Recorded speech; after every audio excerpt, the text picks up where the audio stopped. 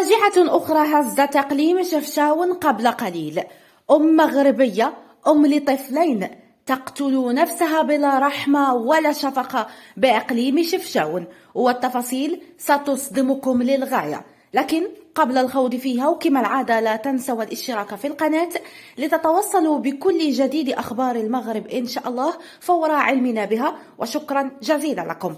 الخبر بكل مصداقية عندنا في قناتنا. وفي تفاصيل هذا الخبر المحزن، عثر عليها جثة هامدة معلقة بحبل من عنقها. هذه هي تفاصيل هذه الأخبار، والقادم سيصدمك أكثر، فلا كان قلبك ضعيف غير بلا ما تشاهد هذا الفيديو. فتفاصيل ما وقع لهذه المسكينة سيهز قلبك من مكانه. فحسب مصادر إعلامية موثوقة، أقدمت امرأة متزوجة وأم لطفلين على وضع حد لحياتها شنقا يوم أمس بجماعة بني صالح دائرة باب تازة بإقليم شفشاون.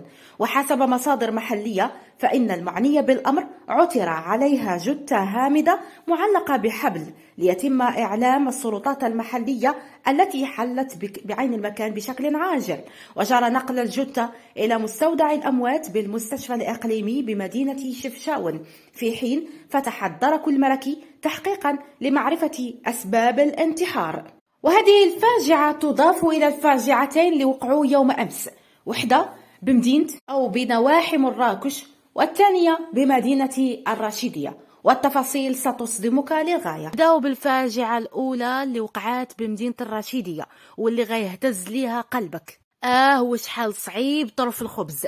اليوم بمدينة الرشيدية وقعت كارثة بكل ما تحمله الكلمة من معنى، حيث أفادت السلطات المحلية بإقليم الرشيدية أن 4 عمال بورش مرخص للاستغلال المنجمي التقليدي كائن بجماعة الطوس دائرة الرصاني إقليم الرشيدية لقوا مصرعهم اليوم، فيما أصيب عامل خامس بإصابة بالغة الخطورة إثر سقوطهم في قعر حفرة بعمق حوالي 40 مترا داخل الورش المذكور.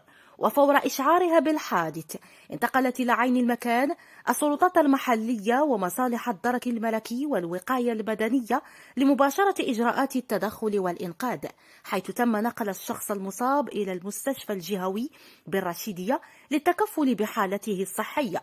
في تفاصيل الخبر الثاني، جريمة قتل مروعة وقعت اليوم بمدينة أخرى بالضبط بنواحي مراكش، وهذه هي تفاصيل هذا الخبر أيضا، حيث اهتز دوار الجديد التابع لجماعة تسلطانت بضواحي الشمالية لمراكش بعد ظهر اليوم على وقع جريمة قتل راح ضحيتها رجل في عقده الخامس.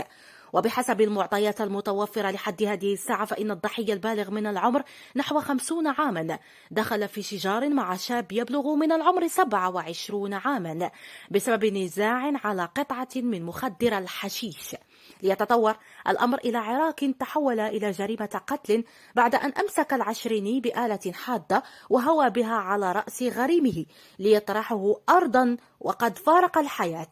وتضيف نفس المعطيات أن عناصر الدرك الملكي بالمركز الترابي تسلطانت تمكنت في ظرف قياسي من اعتقال المتورط في الجريمة من داخل منزل أسرته واقتياده إلى مركز الدرك، إلى جانب أشخاص آخرين للاستماع إلى أقوالهم في إطار البحث الذي يجرى تحت إشراف النيابة العامة.